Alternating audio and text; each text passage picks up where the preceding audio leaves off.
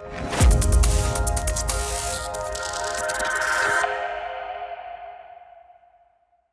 right, thank you for doing this interview, sir.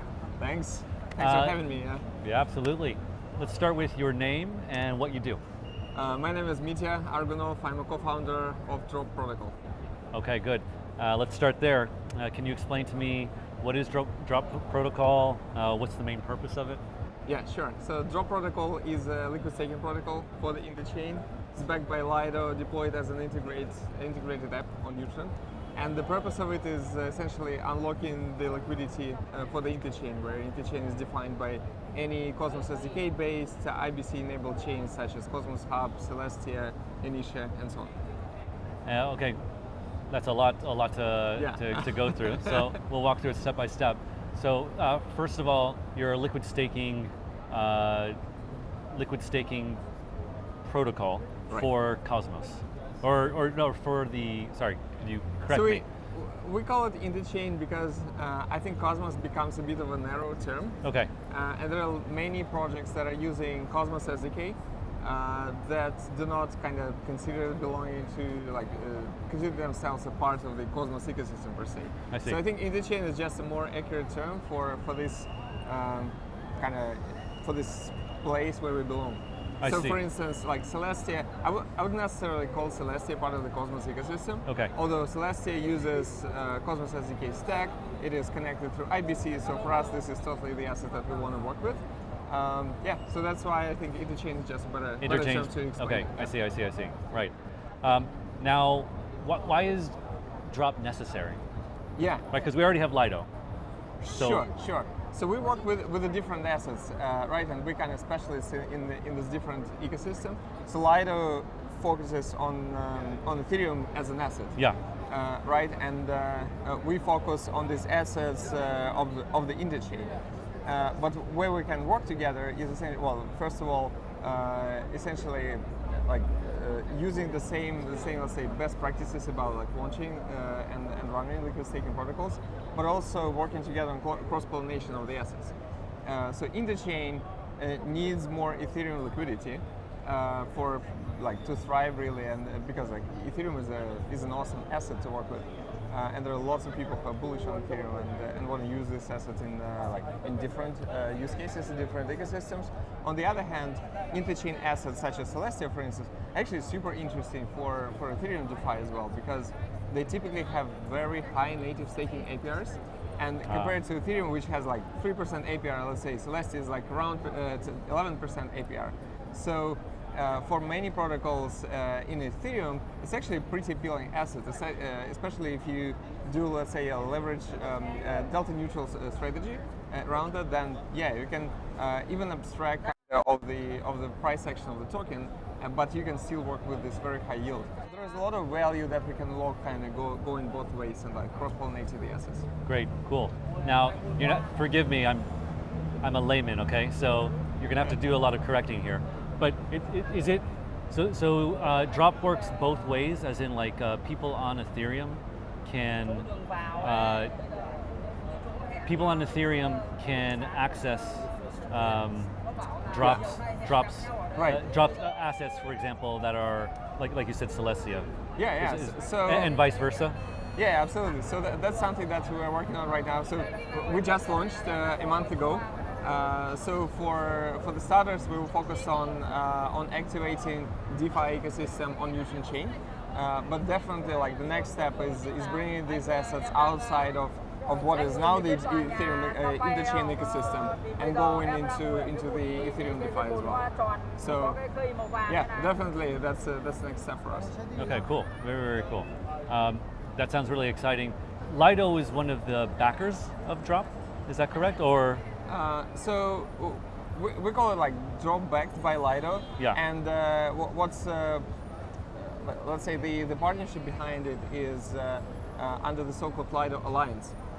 So Lido Alliance is a framework for partnerships between Lido and other protocols that are synergetic with Lido. It was launched in May this year, and we were the first member of the Lido Alliance. And the overall structure works as following. So like if there is a protocol that that is, as I said, like synergetic with Lido. In our case, it's kind of building Lido's presence, let's say, outside of the Ethereum ecosystem, and helping them with WST distribution outside of Ethereum. Then it makes sense kind of to establish this partnership to make sure that it's kind of beneficial for both sides. And the way it works, essentially, Lido works for us as an extension of Drop's team. So we work very closely with their validators team, we work closely with their marketing and BD teams, and also with the technical team that did review our smart contracts. And a part of the agreement is also basically like dropping 10% of Drop's tokens to Lido DAO, or like to entity, let's say, related to Lido DAO. So yeah, it's a very broad partnership, in fact. Okay. And yeah, I think the easiest way of thinking about it is, yeah, like Drop is Lido's presence in the chain. Good. And the benefit for Lido is that it allows token holders in other ecosystems access to stETH. And yes, so that's a part of it. I think there are a few aspects to this, right? So yeah, like stETH gets more usage in the other ecosystems. I think on the other hand, like one of the Lido's like parts of Lido's mission is to also like contribute to a strong decentralized validator set, and there is a very large overlap between validators, Lido's validators, and the validators on these chains that we work with. So, for instance, yeah, like there are many names like P2P or Chorus One or Cosmos Station. They all work across the chains. And Drop provides new opportunity to these validators. And for us, in fact, it is like one of the important parts of the strategies, like working with the validators in a way so that Drop creates new opportunity for the validators as well. So this is also a part of it. And I think historically we've seen a lot of examples where the use cases that were pioneered by Cosmos or the Interchain then became adopted by Ethereum. So for Lido, like having this kind of presence in the ecosystem is actually also very beneficial, because we can be this kind of team that pioneers early on some of the use cases that then can be adopted by Ethereum. Maybe not necessarily Lido, maybe some teams working with Lido and so on. So yeah, historically these ecosystems work very, very closely together, and in a sense, like Cosmos thesis is now like present in Ethereum, because now Definitely. we have all these L2s that exactly. are like figuring out how to be more composable with each other and so on. So yeah, it's actually very interesting. Like it's not as simply as yeah, just how we get stETH to Interchain. It's kind of goes deeper than that, in fact. Right. So I would summarize it as this, and again, please correct me if I'm Sure. wrong. Number one is stETH, right? Access broadens out.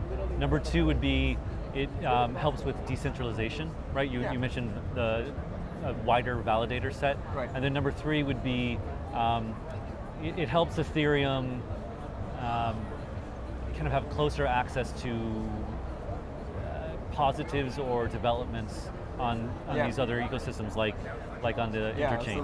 Is that about right? Yeah, absolutely. And yeah, we're gonna experiment a lot as well with like different flavors of LSTs.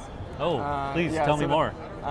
Yeah, so I will not like I will not explain it in detail, but like normally when you think about an LST, this is like your native token that you stake, and then you have like a derivative of it that has this. So it's a yield-bearing asset that you can use in DeFi and so on. And you can trade it as well. You can trade it, you can sell it at any point, you can use it as collateral and so on. And I guess the question that we're asking is like, are there any other types of assets that could be easily packaged into an LST so that maybe you can get a little bit of more yield out of it? So yeah, watch the space. I think like wow, very cool. We'll announce more in the month or so. Very cool, very cool. I like it. All right. So you built. So Drop is built on Interchange. Is that right? Yeah, so Drop is a smart contract-based protocol. Okay. So in fact, Drop is deployed as a combination of smart contracts on Newton chain. Okay, okay, yeah. And we use IBC connections to the other chains and the Newton's components such as interchain accounts, interchain queries, interchain transactions to initiate staking transactions on for now Cosmos Hub and that's Celestia in the other chains, so that we don't have to deploy any contracts on these chains. And for instance, on Celestia it's impossible. There are no smart contracts on Celestia, but we can still work with these chains. And from the user perspectives, it allows for pretty seamless user experience. Like they don't really have to care about which token, which chain they have these assets on. So for instance, the user can have Atom on Osmosis, and then they just go to Drop and say, okay, I want to stake with Drop this Atom that is now on Osmosis, and then in the background, Drop will move this Atom to Cosmos Hub, stake it in the Cosmos Hub, and then mint an LST on Newton. And yeah, it's just one click for the user. Very cool. Yeah. And that was going to be my next question. I think you just answered it. My next question was, why did you choose, I guess, Neutron and IBC? But I think you just answered it. Is there anything else other than that? I mean, Sure, that's big. No, that's a big one. Like Neutron is pretty unique in terms of it's probably like the only blockchain that allows smart contracts to create this cross-chain experiences in such a native way. But the other big one is how the DeFi ecosystem on Newton is really coming together now.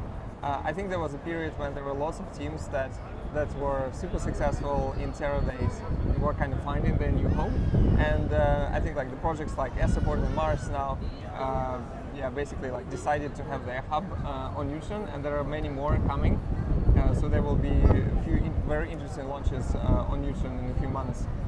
So yeah, it's both like very good interchain infrastructure, but also very strong DeFi ecosystem. And liquid staked assets, they're as good as the use cases in DeFi and beyond, where they can be used. So for us, it's just a perfect place to build. Very, very cool. So you mentioned a little bit about your roadmap. Can you flesh that out a little more for the next 6 to 12 months? Sure. Drop? Yeah, so we're growing in a few different directions. So first of all, we are working with more and more assets. So the first that we started with was Atom, and we're working on launching Tia staking for Celestia, as well as Initia and potentially a few others. So we don't want to launch like 15 different assets, but we want to launch like 5 of them, but like really successful with these ecosystems, and maybe have like something special about each one of these. So working on that. So that like direction first is going into the new assets.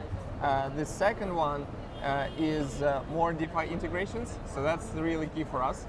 And we have now maybe like 10 plus DeFi partners that have integrated with our assets. And there are a few others that are coming that are going to be very interesting as well. So that's going to be on Newton ecosystem and also beyond that. So we're actively going beyond Newton now as well. And there are also some new features coming on the protocol. So I mentioned this kind of new flavor of the LSTs. So this thing is coming, and there's also more stuff in terms of the deeper integrations with the validators that is coming as well. So and let's say in the 6 months, essentially the goal for us is to launch a few very successful assets, have like really great presence in the DeFi ecosystems that work with these assets, and have a very strong community that is like familiar with this use cases and can solve some like real life problems with this DeFi use cases, such as like lending, for instance, and like LPing and so on. So that's basically the goal for the next half year. Very, very cool. Just a follow-up question on that, and then I have one last question for you. Sure. So you mentioned about getting DeFi integrations. Yeah. How hard is it for protocols to integrate Drop into it? Is it like quite an undertaking, or? It's actually pretty straightforward. There is nothing, let's say, nothing super unusual about the token types. I think it's just these integrations become really successful when we also integrate with our droplets campaign. So it's for us, it's a way to incentivize the early users of the protocol. So they earn droplets for another 5 months, and then that's a way for them to kind of build position for the coming airdrop of drop token. So that's actually like a product within a product, because like we have to crawl all these DeFi positions and make sure that we can kind of calculate how many droplets they earn every day and so on. Droplets. Droplets, yeah. I like it. Yeah, so like a part of the integration is like listing a token, let's say like on a DEX, but the other part is us actually figuring out how to collect data about these positions and like putting together this information, so that the early supporters of the protocol can really benefit from. Like crypto is about being early, right? So, Yes. So yeah, we want to make sure that people who participate in the campaign really kind of win as the protocol gets successful. Yeah, good. Of course, yeah. So again, so my last question is about DeFi. Now, I personally love DeFi. I think it's awesome. It's great, but DeFi's kind of floundered, or kind of hasn't grown very much in the past 3 or 4 years. I'm wondering if you think that DeFi is going to come back or start growing more in line with the rest of crypto. I think the growth is actually there, because if you look at the chart of DEX volume versus centralized exchange trading volume, actually DEXs are catching up. I think there is still way to go, but like the trend is pretty obvious. Like, and it was like throughout the bear market as well. So in fact, like DeFi growth never stopped. I think maybe there is like a perceived bit of a lack of new super exciting use cases that are like obviously are a breakthrough. But if you look at the numbers, it's definitely happening. So yeah, I'm super bullish in terms of like DeFi in general. For instance, like a lot of after like FTX and Terra collapse, most of the lending activity actually went into DeFi. Right. Yeah, so we're seeing like DeFi eating centralized finance to a large extent. So yeah, I'm still super bullish about it. Very good. All right. Well, thank you very much for your time. I appreciate it. I appreciate it.